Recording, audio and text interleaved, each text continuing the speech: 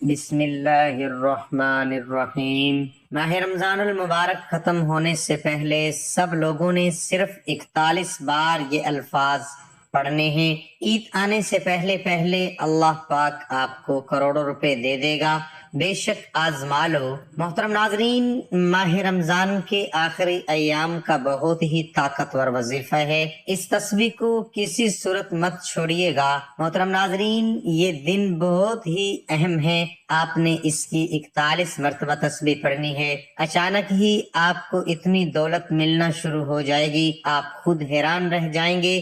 یہ عمل ضائع نہ کیجیے گا، یہ عمل ضروری اور بہت اہم ہے۔ ماہ رمضان میں یہ تسبیح ہر مشکل و پریشانی کا حل ہے۔ اس تسبیح کو پڑھنے والا اللہ پاک کے قریب ہو جاتا ہے اور اللہ پاک کو راضی کر لیتا ہے۔ جب کوئی بندہ ماہ رمضان میں یہ تسبیح پڑھ کر اللہ سے مانگتا ہے تو میرا رب اتنا خوش ہوتا ہے کہ فرشتوں کو حکم جاری کرتا ہے، جاؤ اس بندے کی حاجت کو پورا فرما دو۔ اللہ پاک کا فرمان ہے، وہ لوگ ہیں کہ جب اللہ کا ذکر کیا جاتا ہے تو ان کے دل ڈرنے لگتے ہیں، جو مصیبتیں انہیں پہنچتی ہیں ان پر صبر کرتے ہیں اور جو کچھ ہم نے انہیں عطا فرمایا ہے اس میں سے خرچ کرتے ہیں۔ یہ برکتوں والا مہینہ ہے، انشاءاللہ اللہ پاک آپ کے اوپر خصوصی رحمت کریں گے، آپ کو بے پناہ دولت سے نوازیں گے۔ آپ کے جو بھی مسائل ہیں دولت کو لے کر،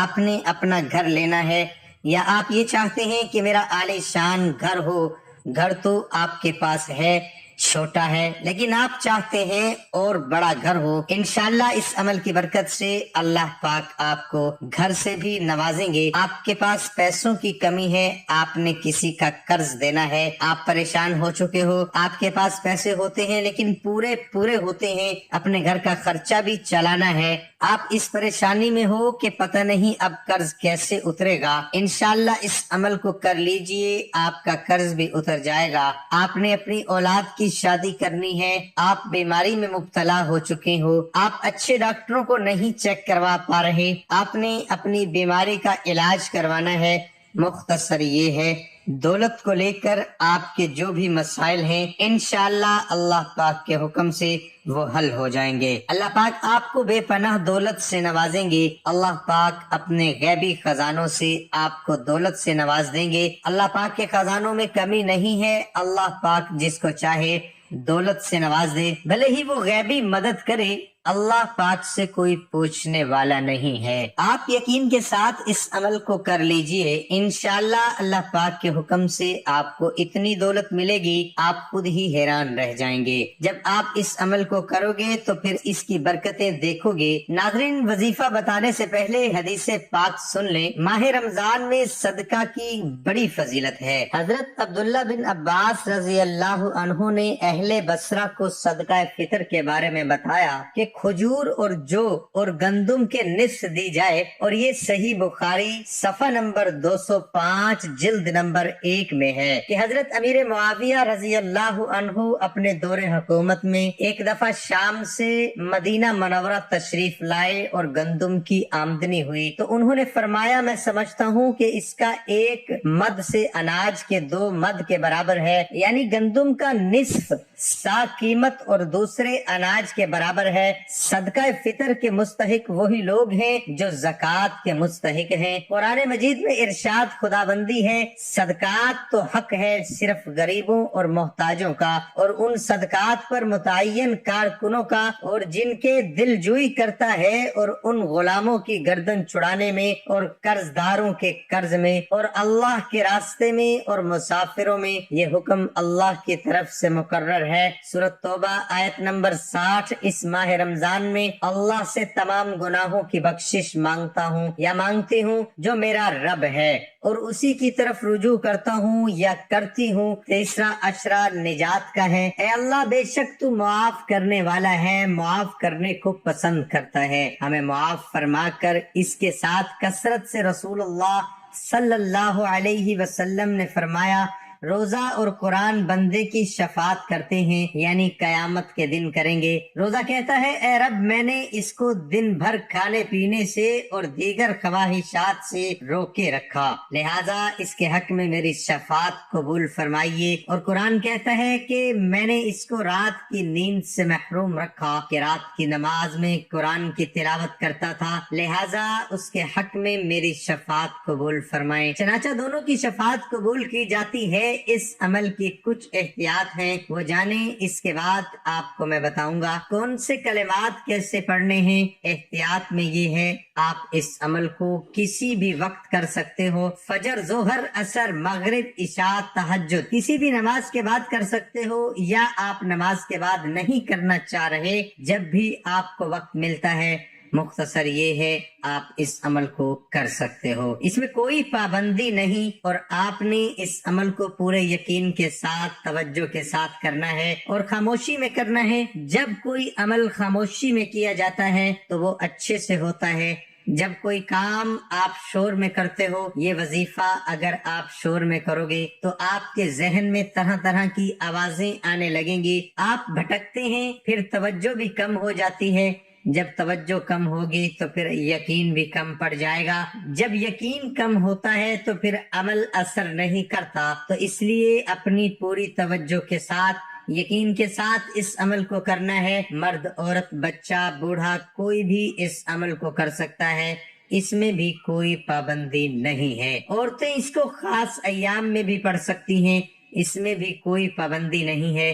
اس عمل کو کہیں بھی بیٹھ کر کیا جا سکتا ہے، مصلی کے اوپر بیٹھ کر کر لیں، بیڈ، کرسی، چارپائی، کہیں بھی بیٹھ کر آپ اس عمل کو کر سکتے ہو۔ بس بات ہوتی ہے نیت کی۔ اللہ پاک انسان کی نیت دیکھتے ہیں یہ کیسے پڑھ رہا ہے۔ مختصر یہ ہے کہ آپ کہیں بھی بیٹھ کر اس عمل کو کر سکتے ہو۔ اگر آپ پہلے کوئی تسبیح کرتے ہو، کوئی وظیفہ کرتے ہو، کوئی عمل کرتے ہو، اس کے فوراً بعد اس عمل کو کیا جا سکتا ہے، اس میں بھی کوئی پابندی نہیں ہے۔ اگر آپ کے ذہن میں یہ وہم ہے، یہ شک ہے، تو اس کو نکال لیجئے۔ ایک دن میں بھلے ہی آپ جتنے وظائف کر لو، اس سے کوئی نقصان نہیں ہوتا، بلکہ آپ کو فائدہ ہی فائدہ ہے۔ وظیفے سے پہلے درود پاک پڑھتے ہیں، درود پاک آپ نے صرف 11 بار پڑھنا ہے آپ صلی اللہ علیہ وسلم کی ذات پر، اور اگر کسی میرے بھائی کو یہ درود پاک نہیں آتا تو وہ کوئی بھی درود پاک پڑھ سکتا ہے جو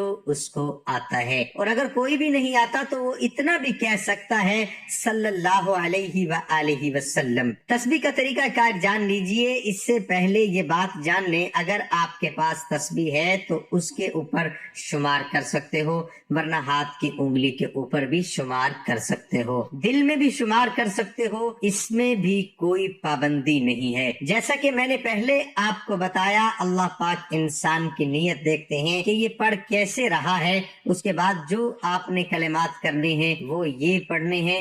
اللہ پاک کا یہ اسم ملا کر آپ نے پڑھنا ہے، افضل ذکر کے ساتھ لا الہ الا اللہ یا وہاب۔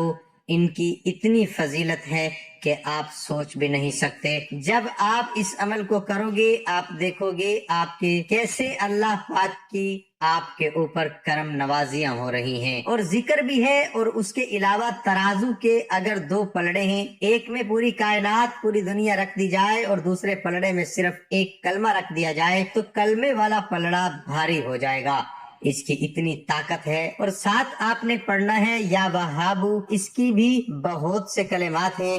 یا وہابو اللہ پاک کا اسم ہے۔ جب آپ اللہ پاک کو اللہ پاک کے اسم سے پکارتے ہو تو اللہ پاک بہت خوش ہوتے ہیں، انسان کو نوازتے ہیں۔ یا وہابو اس کا مطلب ہے سب کچھ نوازنے والا۔ انشاءاللہ اللہ پاک آپ کو اتنی دولت سے نوازیں گے، آپ حیران رہ جائیں گے۔ آپ نے صرف اس کو 41 بار پڑھنا ہے۔ لا الہ الا اللہ یا وہاب، یہ 1 بار شمار ہوگا۔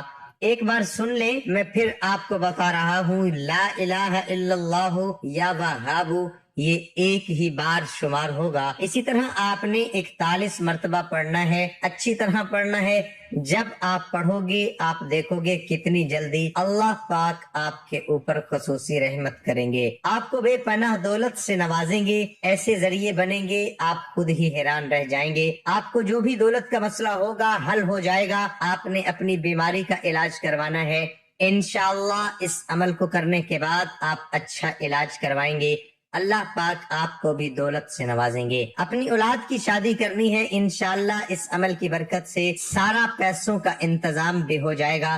دینے والی ذات اللہ پاک کی ہے، بس انسان کا کام ہے اللہ پاک کے اوپر پختہ یقین رکھنا اور کوشش کرنا، محنت کرنا۔ آپ نے یہ کوشش محنت کرنی ہے، اس عمل کو اچھی طرح کرنا ہے، پوری توجہ کے ساتھ کرنا ہے، پورے یقین کے ساتھ کرنا ہے۔ انشاءاللہ آپ کے تمام بیڑے پار ہو جائیں گے، آپ کے تمام کام سمر جائیں گے۔ دولت کو لے کر اس کے علاوہ آپ نے کرائے دینے ہوتے ہیں، اس کی وجہ سے آپ پریشان ہو، انشاءاللہ اللہ پاک کی آپ کے ساتھ مدد ہوگی، اللہ پاک آپ کو بے پناہ دولت سے نوازیں گے، آپ کے بھی مسائل حل ہو جائیں گے۔ کوئی بھی آپ کا مسئلہ ہے دولت کو لے کر انشاءاللہ وہ حل ہو جائے گا۔ اس کے بعد آپ کہیں گے اللہ اکبر، اللہ سب سے بڑا ہے، بے شک اللہ پاک کی ذات ہی ہمیں نوازتی ہے۔ چلتے پھرتے اٹھتے بیٹھتے انسان کو چاہیے اللہ پاک کا ذکر کرتا رہے، لیکن یہ وظیفے کا حصہ ہے، آپ نے ایک بار لازمی کہنا ہے اللہ اکبر، اللہ سب سے بڑا ہے۔ اس کے بعد پھر آپ درود پاک پڑھیں گے 11 بار۔ آپ نے یہ درود پاک پڑھنا ہے آپ صلی اللہ علیہ وسلم کی ذات پر، اور جیسا کہ میں نے اوپر بتایا کوئی اتنا بھی کہہ سکتا ہے صلی اللہ علیہ وسلم۔ اس کے بعد آپ نے دعا کرنی ہے یا اللہ دولت سے نواز دے جس سے میری زندگی میں آسانیاں آ سکیں، اے اللہ مجھے اتنی دولت سے نواز دے کہ میں تیری راہ میں خرچ کر سکوں، مجھے نفع بخش دولت سے نواز دے۔ اسی طرح میں آپ نے اچھی طرح اللہ پاک سے دعا بھی کرنی ہے۔ اس کے بعد اجازت عام ہے، کوئی بھی میرا بھائی بہن بیٹی اس عمل کو کر سکتی ہے، اس میں کوئی پابندی نہیں ہے، اور آپ کو ثواب بھی ملتا ہے جب آپ عربی کلمات پڑھتے ہو۔ اس کے بعد ایک اہم بات، آپ نے اس عمل کو اپنے پیاروں کے ساتھ بھی شیئر کرنا ہے۔ جب آپ دوسروں کے ساتھ شیئر کرو گے ان کی زندگی میں آسانیاں آئیں گی، اس عمل سے تو اللہ پاک آپ کی زندگی میں آسانیاں لائے گا، کیونکہ اللہ پاک فرماتے ہیں جو میرے بندوں کے لیے آسانیاں پیدا کرے گا میں اس کے لیے آسانیاں پیدا کروں گا۔ تو میں نے اس عمل کو بڑی ہی اچھی طرح سمجھایا، آپ نے بھی اس عمل کو اچھی طرح سمجھ کر کرنا ہے تاکہ آپ کو فائدہ ہو سکے۔ تمام دوستوں سے گزارش ہے کمنٹ میں اللہ تعالیٰ کے 99 ناموں میں سے ایک نام ضرور لکھیں۔ تو اب تک کے لیے اتنا ہی کافی، اللہ حافظ۔